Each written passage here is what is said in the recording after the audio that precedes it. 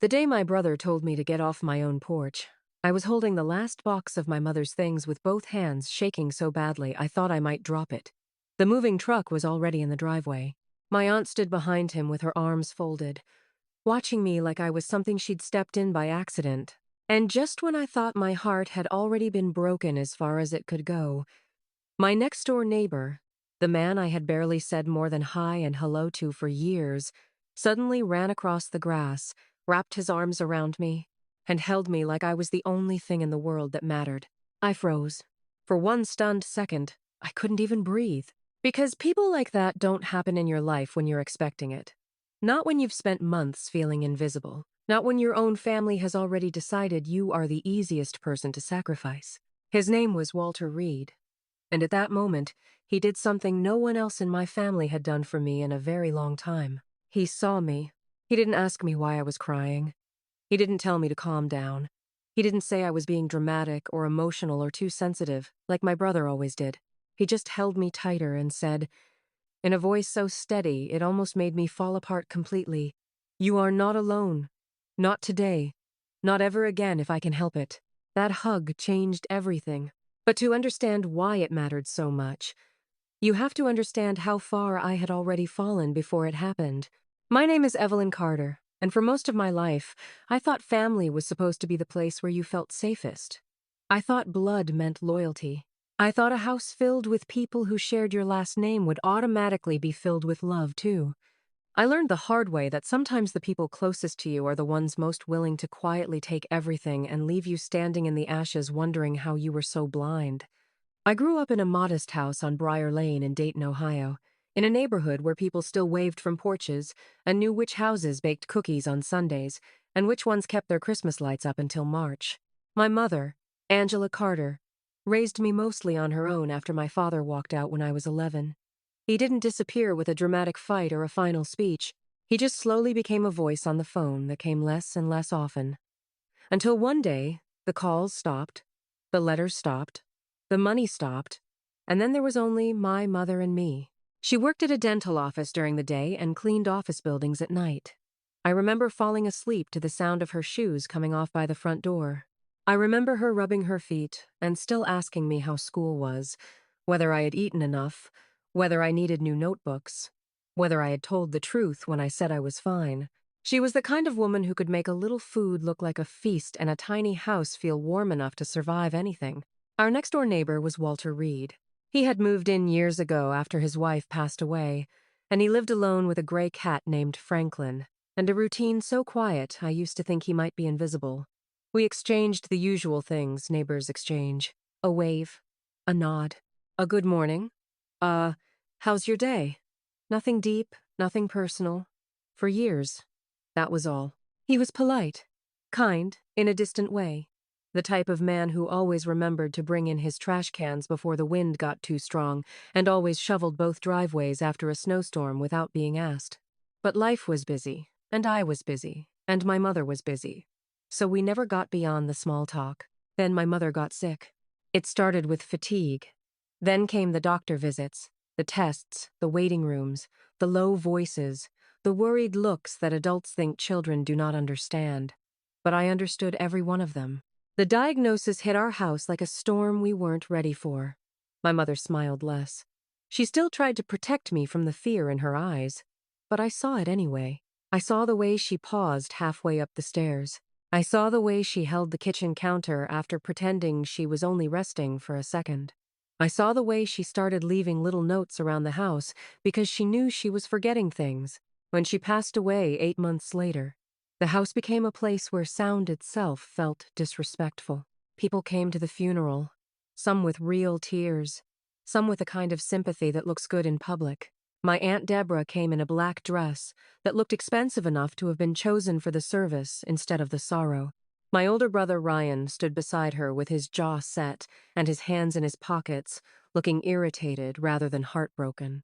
His wife Tiffany kept checking her phone between condolences. And me? I stood in a line of people and thanked everyone for coming while my soul felt like it had been quietly taken out of my chest. After the funeral, I expected us to grieve together. I expected us to sit in the kitchen and tell stories about my mom, laugh and cry at the same time, maybe even hold each other up. Instead, Ryan started talking about practical things: bills, assets, the house, the car, the next steps. He said those words with the tone people use when they are discussing a storage unit. My mother had left a will. I knew that much. She had told me once, when she was still strong enough to sit at the table with a cup of tea and a stack of papers, that she had made everything official because she didn't want confusion later. At the time, I had nodded and told her it was smart, even though I hated hearing her talk like she was preparing to leave me. I did not know that the will would become the beginning of my worst nightmare. The first crack came the week after the funeral. Ryan and Tiffany showed up at the house with two of Tiffany's cousins in boxes. Not my boxes. Their boxes. Tiffany smiled too brightly and said, "We're just moving some things into the spare room for a little while. You know, until we figure out what's next." Figure out what's next. That became their favorite phrase. They took over the living room first, then the kitchen. Then suddenly there were new groceries in the fridge. Groceries I didn't buy, and Ryan was acting as if he had always been in charge. He stopped asking me if I needed anything and started telling me what made sense. Tiffany rearranged my mother's shelves like she was decorating a rental property. I kept waiting for them to say they'd found the will, or spoken to the lawyer, or sorted out the estate. Instead, they kept saying they were handling it because they were older, more experienced, and better equipped to manage responsibilities. I was 28 years old, working part-time at a bookstore, and still too emotionally shattered to think clearly. That was apparently all the reason they needed to start treating me like a guest in my own home. Then Aunt Deborah began showing up. She had always been the kind of woman who entered a room like she expected applause. My mother had kept her at a careful distance for years, and I had never understood why until I got older and started noticing how Deborah only came around when there was something to gain. She brought casseroles no one asked for, long sighs, and opinions nobody wanted. According to Deborah, I was too soft to manage the house alone. According to Ryan, I was too emotional. According to Tiffany, I was not thinking clearly because I was grieving. And according to all three of them, the smartest thing would be for me to sign a few papers and let them help me. I remember the first time they tried to put a document in front of me. I was sitting at the kitchen table, staring at my mother's old mug, the one with a faded blue flower on it, when Ryan slid a folder toward me and said, "It's just a formality." "What formality?" I asked. "Just transferring some responsibilities, nothing scary." Tiffany leaned against the counter and nodded. "It'll make everything easier." I looked at the papers, but the words blurred together. I asked if I could take them to a lawyer. Ryan let out a small laugh. "Evelyn, come on. Why waste money? We're family." I almost believed him. That was the worst part. I almost believed him because I wanted to. I wanted so badly to trust the people who were supposed to love me. Instead, I said I needed time, and that made Ryan angry in the quiet way that is somehow worse than shouting. He stopped speaking to me for 2 days. Then he started leaving little comments around the house. "You're making this harder than it needs to be. Mom would have wanted us to work together. Do you really think you can keep the place by yourself?" Every comment landed like a bruise. And then one evening, about 3 weeks after the funeral, I overheard something that changed the shape of my fear. I was coming down the hall when I heard Ryan on the phone in the back room. He was speaking low, but the door wasn't fully shut. "Yeah, it should be fine," he said. "She doesn't know what she's looking at. Deborah already scared her enough. Once she signs, it's done." I stood still. My whole body went cold. Then I heard Tiffany's voice in the background, sharp and impatient. "Just make sure she doesn't get to anybody who can read those papers." My stomach turned. I backed away before the floor could creak under me. I waited until my hands stopped shaking enough to hold myself upright. Then I went straight to the filing cabinet in my mother's room where I knew she kept important documents. The will was gone. So was the folder with her insurance papers. So was the envelope she had told me never to lose. I checked the desk drawers, the dresser, the basket under the bed. Everything important had been moved. I searched the entire house with a panic rising in my chest so fast I could barely think. By the time Ryan found me in the hallway, I was standing with a stack of empty folders in my arms and tears burning my eyes. "What are you doing?" he asked. "Where are Mom's papers?" His face didn't even change. Probably in a safe place. "Where?" He shrugged. "Relax. We're organizing." That was when I knew they had done something they were never planning to confess. I called the probate office the next morning on my lunch break.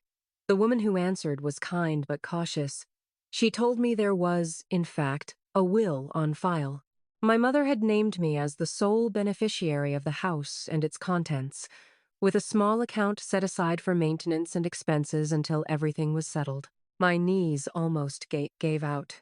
I asked if anyone else had access to the documents. She said no, not unless there had been a legal challenge. I remember sitting in my car afterward, staring at my steering wheel while my own breathing sounded strange and distant. My mother had left everything to me. Everything. And the people who had spent the last 3 weeks telling me to cooperate were not trying to help me at all. They were trying to take what she had left me. When I got home that evening, I found a moving truck in front of my house. My house. 2 men were carrying boxes out of the hallway, while Tiffany stood on the porch with a clipboard, checking items off like she was supervising a sale. Ryan was inside talking to someone on the phone. Aunt Deborah was in the yard, inspecting the flower beds with the expression of someone deciding whether the property had enough value. I walked up slowly, my heart hammering. "What is this?" I asked. Tiffany looked up and gave me a practiced smile. "Oh, good. You're home." We decided it was time to start clearing out some of the rooms. Clearing out? Ryan came to the doorway and frowned like I was interrupting something important. "We need space to sort things properly. This is my mother's house." Ryan sighed the way a man sighs at a child. "Evelyn, that is exactly the kind of thing we're trying to discuss." I stepped forward. The probate office told me the will is on file. The porch went still. Tiffany's smile vanished first. Ryan's eyes narrowed. "Who told you that?" I called them. A muscle in his jaw jumped. Then Deborah spoke, her voice smooth and poisonous. "And there's your problem right there. You keep running to strangers instead of trusting your own family." "I trusted you," I said, and my voice cracked. "You moved in. You took over. You hid Mom's papers. We protected you," Deborah snapped. "From what?" She lifted her chin. "From making a mistake." I laughed once, but there was no humor in it. "You mean from keeping what she left me?" No one answered. That was answer enough. Ryan crossed his arms. "You're not thinking clearly. You're exhausted. You need help. I need you out of my house." Tiffany's eyes widened as if I had just spoken another language. "Excuse me?" "This is not your house," I said. "It's mine." Ryan's face turned hard. "Not if you don't sign what we asked you to sign." My blood ran cold. That was when I knew there was a threat hiding underneath every polite sentence they'd said for weeks. If I kept refusing, they were going to keep pressing until I broke. And I did break. Not right there, but later that night, alone in my room. After hearing them laugh downstairs while boxes disappeared into the truck, I sat on my bed with my mother's picture in my hands and cried so hard I could barely breathe. I felt stupid for ever trusting them. I felt guilty for not seeing it sooner. I felt terrified because I had no money, no backup plan, and no idea how to protect myself from the people who knew exactly how to make me feel small. That was the night Walter Reed knocked on my door. Not with a wave, not with a good evening, not with small talk. He knocked once, then again, more urgently, when I didn't answer quickly enough because I was too busy wiping my face and trying to look presentable through the damage. When I opened the door, he was standing there in a dark jacket, holding 2 grocery bags and looking at my face with immediate concern. "I saw the truck," he said. "Everything all right?" I tried to smile. It came out broken. "Sure." He didn't believe me for a second. I could tell. Then he looked past me, toward the hallway, and probably heard Ryan shouting something from downstairs. Walter's eyes came back to me and something in them tightened. "May I come in?" I hesitated, then stepped aside. He set the bags on the counter. "Your mother used to keep me updated when you were little," he said quietly. "I know things have been hard." That was the first time he had ever said my mother's name out loud to me after her funeral. I swallowed. "How would you know that?" He looked uncomfortable, like he had stepped too close to a memory that belonged to someone else. Your mother and I were friends. I stared at him. Friends? He nodded. Not just neighbors. I had no idea what he meant, and I was too tired to ask. But before I could say anything else, there was pounding on the back door and Ryan's voice yelling for me to come downstairs. Walter's jaw tightened. Don't sign anything tonight, he said. I frowned. How do you know about the papers? He looked at me for a long moment. Then he said, because I've seen this before. Before I could ask what he meant, he reached into his coat and pulled out an envelope. My mother's handwriting was on the front. My knees almost buckled. I snatched it so fast my fingers tore the edge. Where did you get this? She gave it to me 2 days before she died. I stared at him. Why? She said if anyone ever tried to take your home from you, I was to give you that envelope and tell you to call the attorney named inside. I felt the world shift under my feet. You knew? I whispered. He nodded once. I suspected. I didn't know how far they'd go. The hallway felt too narrow suddenly, too hot, too full of the echo of everything I had been too scared to say out loud. Inside the envelope was a handwritten note from my mother, dated 3 days before she passed. Her handwriting was shaky, but clear enough to make me cry all over again. It said, in part, that she had updated her will after realizing someone had pressured her to make changes she did not want. She said she did not trust the papers Ryan had brought her. She said she had met privately with a lawyer named Charles Whitmore and had changed everything legally.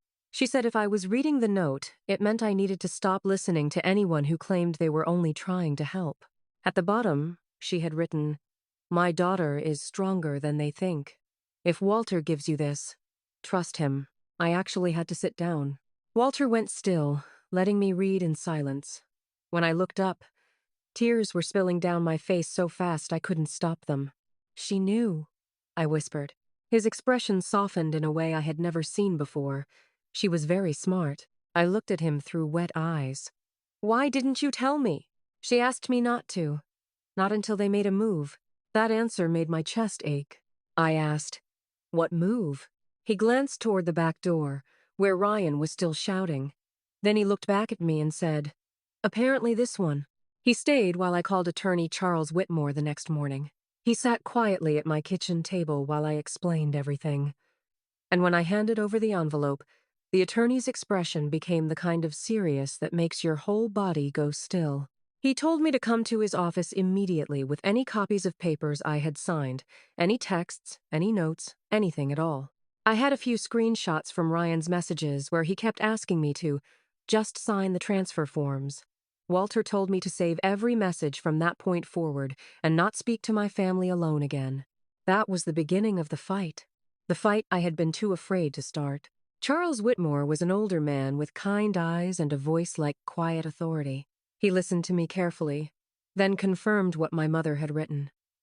The will on file named me as the sole owner of the house, the property, and the small account attached to it.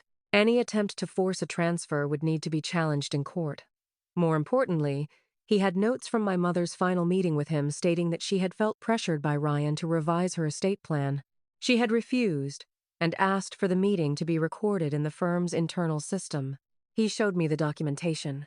My hands shook as I read the report. My mother had seen what was coming. She had protected me without making a spectacle of it. She had just quietly built a wall between me and the people who wanted to use grief against me. I left the office with Walter beside me, and for the first time since the funeral, I did not feel entirely defenseless. But my family did not go quietly. The moment they learned I had gone to a lawyer, Ryan exploded. He showed up at the house that night, furious, red-faced, and pacing across the porch like I had betrayed him. Tiffany stayed in the car with the windows up.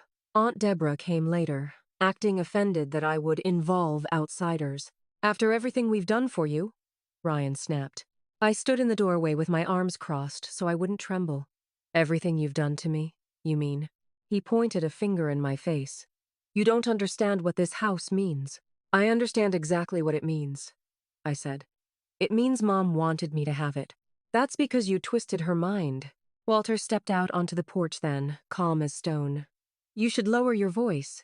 Ryan looked him up and down with obvious disgust. Walter's expression didn't change. The man who's been watching you lie for weeks, Ryan scoffed. Get out of my way. Walter didn't move. That was when Tiffany finally got out of the car. She was carrying a phone, and I could tell by the look on her face that she had expected this to scare me. Evelyn, she said in that fake sweet voice. We can still settle this without making it ugly. I laughed bitterly. Too late. She glanced at Ryan, then back at me. You don't want this to turn into a fight. Then leave. A silence fell over the porch. Even the wind seemed to pause. Then Aunt Deborah stepped forward with her chin raised high, and she said the cruelest thing she could have said. You think your mother would be proud of you turning this into a spectacle?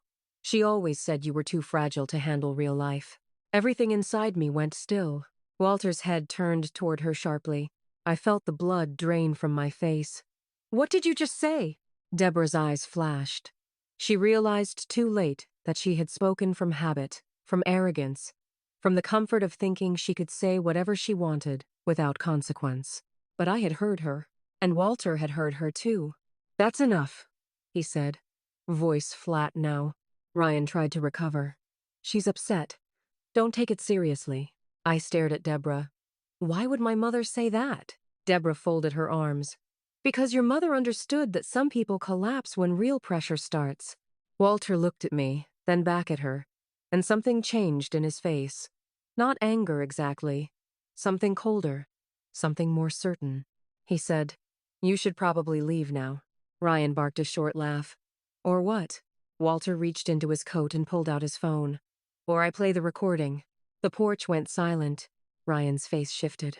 What recording? Walter looked directly at him. The one from your visit 3 weeks ago when you were in this same driveway, talking to a man from the title office about changing the deed. I saw Ryan's expression drain so quickly it looked almost unreal. Tiffany opened the car door halfway and froze. What are you talking about? She whispered. Walter held the phone up. Your husband recorded himself trying to push altered paperwork through a contact who was willing to be stupid for the right price. Unfortunately for him, I was outside trimming the hedges and heard enough to know something was wrong. I kept a copy of the conversation he had with the man he thought was his friend. I also took photos of the license plate. I stared at him. Ryan's mouth opened and shut once. You had no right, Deborah began. Walter cut her off. I had every right to protect a woman who was being cornered in her own home. The sound that came out of Ryan was not quite a laugh, and not quite a sob. You're bluffing. Walter raised one eyebrow. Test me. I had never seen my brother afraid before. Not truly afraid. He was the kind of man who acted powerful only when the room was smaller than his conscience. But in that moment, standing on my mother's porch, with the moving truck parked out front and the whole truth suddenly hanging in the air, he looked small, very small. Charles Whitmore filed a motion the following morning. Then things moved fast. The title office employee Walter mentioned was questioned. The recordings were reviewed. The bank records were examined. It turned out Ryan had been moving money from one of my mother's accounts into an account under his wife's name, claiming it was for estate expenses. Tiffany had also signed papers she said were only temporary, when in fact they were steps toward getting control of the property. The man from the title office admitted he had been pressured. Aunt Deborah, who had called herself the family's voice of reason, was revealed to have encouraged Ryan and Tiffany to secure the house before Evelyn gets emotional and loses it. That part hurt more than I expected, because Deborah had looked me in the face and told me she was protecting me. Instead, she had been feeding them ideas. The court hearing was the most humiliating and satisfying day of my life all at once. Ryan sat across from me in a pressed shirt, looking angry that the world would not simply bend around his wants. Tiffany wore the same kind of carefully controlled expression she used when she wanted to appear innocent. Deborah sat stiffly behind them with her mouth set in a line so thin it nearly disappeared. Walter sat beside me, not because he had to, because he wanted to.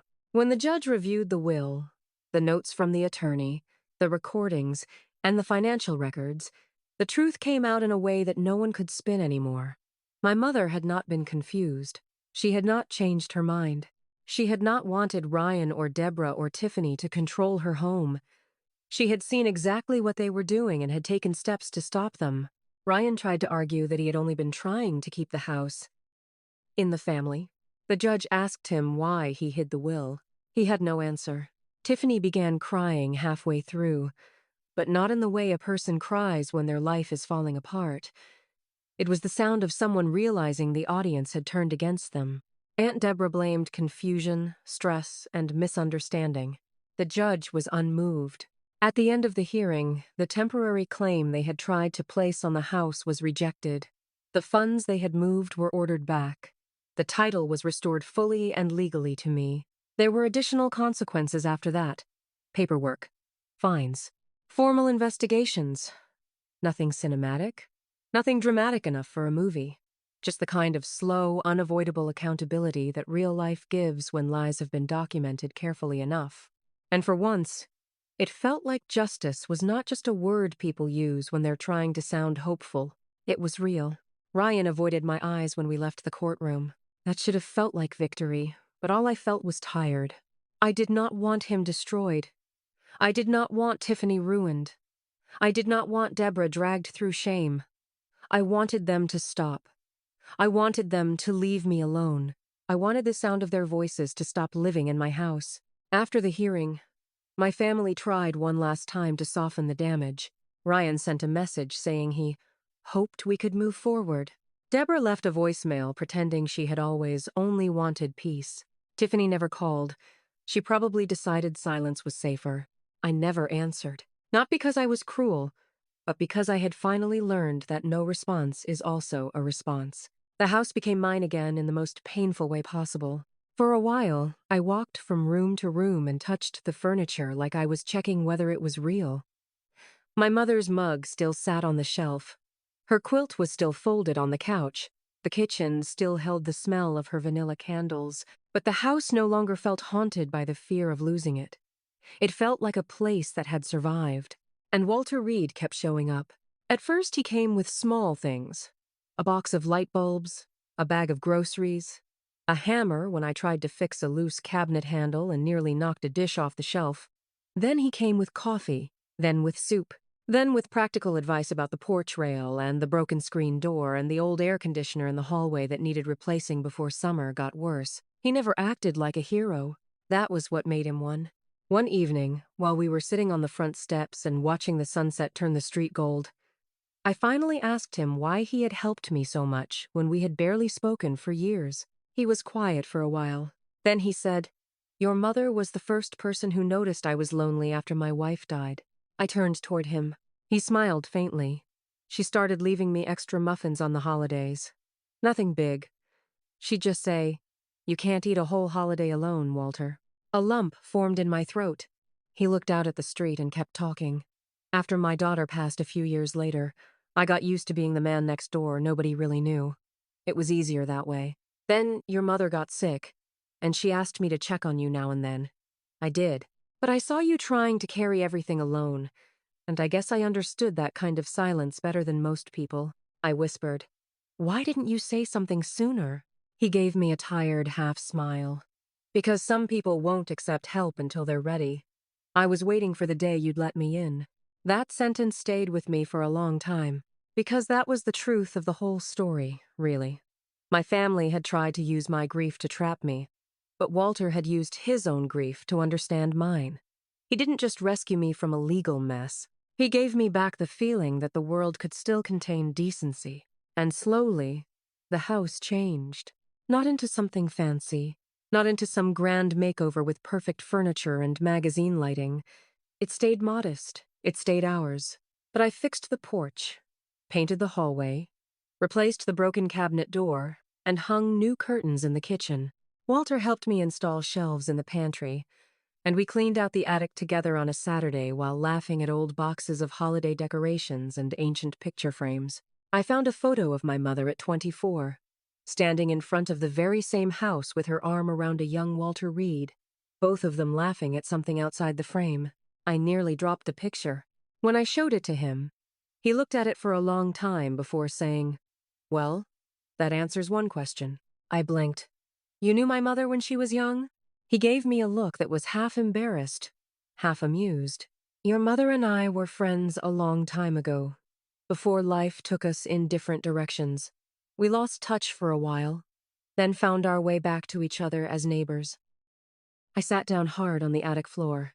"You're kidding." "No. Why didn't you tell me? He shrugged. It didn't matter to you before. It mattered to her. And when she got sick, she asked me to make sure you had someone if she couldn't be here. I stared at the picture, then at him, and suddenly the whole shape of my life felt different. Not fixed, not magically repaired, but different in a way that softened something old and wounded inside me. My mother had not left me with nothing. She had left me a protector, a friend, a man who knew how to stay when others ran. Months passed. Summer faded into fall. The leaves turned amber and red across Briar Lane, and the house that had once felt like a battlefield started to feel like a home again. I kept my job at the bookstore, but I also began baking more, using my mother's recipes. Walter became my official taste tester, which he treated like a sacred responsibility. He claimed my lemon bars were too dangerous to have in the house because they made him weak with temptation. And I laughed every time because he said it like a complaint, but came back for more. One afternoon, I found a letter in my mailbox with no stamp and no return name. It was from Ryan. He wrote that he was sorry. He wrote that he had been angry after Mom died and convinced himself he deserved more because he had a family to provide for. He wrote that he had let Tiffany and Deborah push him too far and that by the time he realized what was happening, it had become easier to keep going than to admit he was wrong. There was no excuse in the letter that made what he did acceptable. But there was something else, too. He wrote that he had moved out of Tiffany's place, was working long hours, and had finally started seeing how much damage greed had done to him. He asked if one day I might be willing to talk. I didn't answer right away. I carried the letter around for nearly a week before I realized I wasn't holding on to anger so much as I was holding on to the last fragment of the family I had thought I had. Eventually, I sent him a short reply. I told him I did not hate him. I told him I was not ready to reopen what he had broken. And I told him that sorry is only a beginning, never an ending. That was all. As for Aunt Deborah, she faded from my life the way a bad season fades when no one invites it back. Tiffany disappeared into a world of excuses and new stories. There was no grand collapse, no dramatic punishment designed to make people cheer. Real karma rarely arrives dressed like a movie scene. It comes quietly. It comes in consequences. It comes in the loss of trust. It comes in watching the things you tried to steal become permanently out of reach. And sometimes that is enough. A year later, I turned my mother's old kitchen into a small bakery space attached to the house. Nothing huge. Just enough for custom cakes, cookies, pies, and weekend orders from the neighborhood. I named it Angela's Table. On opening day, I expected maybe a few neighbors, some friends from the bookstore, and a modest crowd from the block. What I did not expect was Walter standing near the front door in a clean shirt, holding a bouquet of sunflowers and looking nervous in a way I had never seen before. "You didn't have to bring those," I told him. "I know," he said, handing them to me. "I wanted to." Behind him were people from the street. The woman 3 houses down. The retired teacher on the corner. A young couple I had once only waved to in passing. Even Charles Whitmore came by with a cinnamon roll and a proud expression. Walter stayed the whole afternoon, helping me set out plates, greeting customers, and telling people that my mother would have loved seeing the room full. At one point, I looked up from the counter and saw him standing near the window, watching me laugh with a customer, and my chest tightened in a way I can only describe as gratitude so deep it almost hurts. After the last order was boxed and the last guest had gone home, I locked the front door and turned to find Walter still there, hands in his pockets, looking at the bakery lights like he was trying not to be emotional. "What?" I asked softly. He cleared his throat. "Nothing." "Walter?" He smiled at me then, and it was the kind of smile that makes you realize how much someone has quietly carried without ever asking to be praised for it. "Your mother was right," he said. "You did have the strength. You just needed someone to remind you." I walked over and hugged him before I could overthink it. Not a quick hug, not a polite one, a real one, the kind of hug that says thank you for staying, thank you for seeing me, thank you for being the one person who did not turn away when my world was falling apart. When I pulled back, he looked a little startled, and then a little emotional, and then he laughed softly in that helpless way people do when they are trying not to cry. I smiled through my own tears. That night, after the sun went down and the porch lights came on, I sat on the steps of the house my mother had left me and looked out at the street that had once felt so lonely. It did not feel lonely anymore. Somewhere along the way, without me noticing, the man next door, who used to be nothing more than a polite nod in my life, had become the person I trusted most. The person who showed up. The person who listened. The person who helped me rebuild not just a home, but myself. And when I think back to that day on the porch, when my family tried to push me out and Walter ran across the grass to hold me, I still get chills. Because that hug was not just kindness. It was the first crack of light in a very dark place. It was the moment my life stopped being a story about what I lost and started becoming a story about what I survived. My mother had protected me from beyond the grave. My neighbor had stood beside me when I thought I had no one. My brother learned that greed has a price. My aunt learned that manipulation eventually collapses under its own weight. And I learned something I will never forget for as long as I live. Sometimes the person you barely know in passing is the one who becomes family when the real family fails you. Sometimes a simple hug can save a life. And sometimes the most ordinary neighbor in the world is actually the extraordinary person who helps you find your way home.